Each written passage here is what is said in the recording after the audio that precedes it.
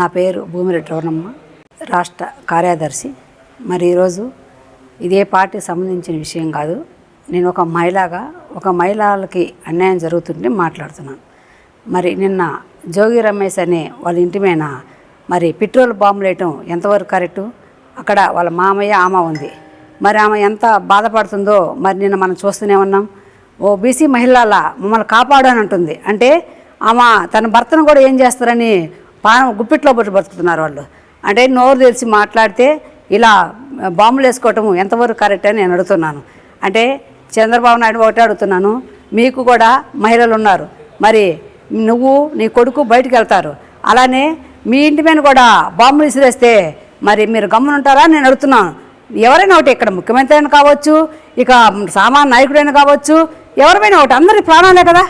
ఇప్పుడు నీ కోట్లుంటే నువ్వు తింటావు కదా, అంతేగాని పదవులుంటే నువ్వు అనుభవిస్తావు. కానీ ఇక్కడ ప్రాణం అనేది ప్రతి ఒక్కరు కూడా ప్రాణమే. అలాంటప్పుడు ఒక మహిళ ఇంట్లో ఉన్నప్పుడు మరి ఇలా చేయటము ఎంతవరకు సమన్వితమని నేను అడుగుతున్నాను.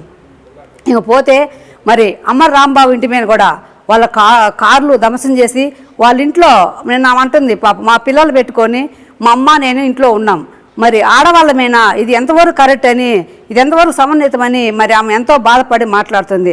అందుకే నేను ఈరోజు మళ్ళీ మాట్లాడాలనుకుంటున్నాను. అంటే మరి పవన్ కళ్యాణ్ ఎటు పోయాడు?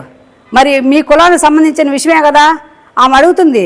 నీ వల్లే కదా, నేను చూసుకొనే కదా ఇల్లు రెచ్చిపోయి వచ్చి మా ఇళ్ళ మీద కొట్టిందని. మరి నువ్వు దీనికి ఏం సమాధానం చెబుతున్నాని పవన్ కళ్యాణ్ అడుగుతున్నాను. నువ్వు ఎందుకు వచ్చి బయటకు మాట్లాడలేకపోతున్నావు?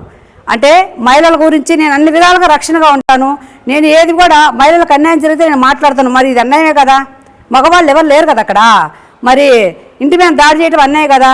అంటే చిన్నపిల్లలు ఉంటారు, వాళ్ళకి దెబ్బలు తగ్గితే ఎవరు బాధ్యతలు? అంటే ఇప్పుడు మీ ఇంట్లో కూడా పిల్లలే ఉన్నారు కదా, నీకు కూడా భార్య పిల్లలు అందరూ ఉన్నారు కదా పవన్ కళ్యాణ్. మరి అదే పని మరి మిగతా వాళ్ళు చేస్తే నువ్వు గమ్మునుంటావా?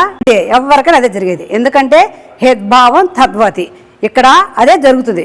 అందుకని ఇప్పటికైనా మేలుకొని కనీసం ఇది ఏం జరుగుతుందా, మనం ఎక్కడున్నామా అని కూడా గమనించుకోవాలి. ఇంకోటి, మహిళా సంఘాలు అందరూ కూడా ఒక్కసారి గమనించాలమ్మా, ఇది పార్టీ విషయం కాదు. అంటే ఇప్పుడే ఫస్ట్ నేను చూడటం, అంటే బాంబులు వేసి ఇళ్ళమైన బాంబులు వేసేదంటే పక్కింటి వాళ్ళకు కూడా అదే ప్రభావం వల్ల, ఆ బాంబుల వల్ల పక్కన 4 ఇల్లులు కూడా మరి వాళ్ళ ఇంట్లో గ్యాస్ పొయ్యిలు ఉంటాయి, వంటలు చేస్తుంటారు, వాళ్ళ ఇల్లు కూడా పేలిపోతాయి. ఎవరు బాధ్యతలు అని నేను అడుగుతున్నాను.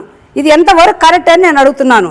అలానే అనిత గారు, హోంమంత్రి అనిత, ప్రతిదానికి నేనున్నాను అని మాట్లాడుతున్నావు.